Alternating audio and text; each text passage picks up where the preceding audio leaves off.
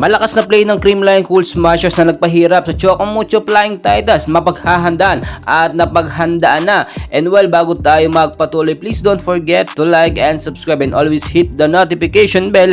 Maraming salamat po. Well mga kaibigan, marami nag-aabang nga po sa muling pagbabalik ng PBL All Filipino Conference ngayong February 20 na po yan.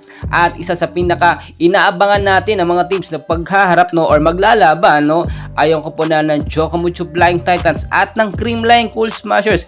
Magkakaroon po ng pagpapakilala ng mga ambassador nga po ng mga player or ng team dito nga po sa Alliance.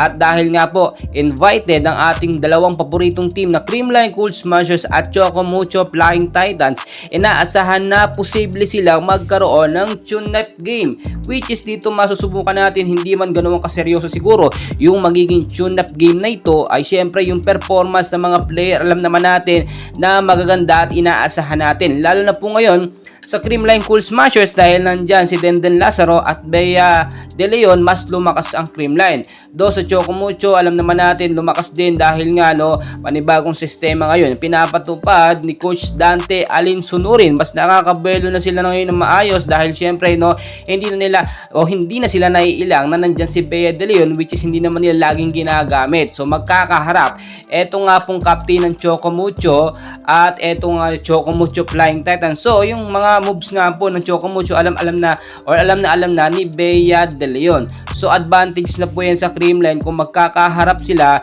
yung performance or yung diskarte ay mababasa na agad. Pero sa pagkakataong ito, alam naman natin may bagong sistema ang Chocomucho na inaral nga po ni Coach Dante Alinsunurin para i-play o ipalaro dito sa Chocomucho. Kung titignan nyo pong mabuti, as of now, tuloy-tuloy po ang training at pagpapractice ng Chocomucho at ng Creamline Cool Smashers. Siyempre, nag-aabang tayo kung madidepensahan nga ba muli ng Creamline ang kampyonado ngayong season na ito. At titignan natin kung ano yung mga pagbabago at adjustment. At dahil nga po, kumpirmadong wala si Ced Domingo at itong si Gian Morado naman ay hahabol nga po dito sa conference nga po ngayon. Do alam naman natin may ilang buwan pa itong si Gian Morado bilang import, pero patapos na po yun at makakahabol siya sa conference ngayon sa Creamline Cool Smashers. So dagdag po sa puwersa yan ng Creamline at inaabangan po natin yan. Meron din po mga updates na may nagsasabi na posibleng mabago daw ang sistema ng Creamline dahil may mga bigating sponsors nga daw po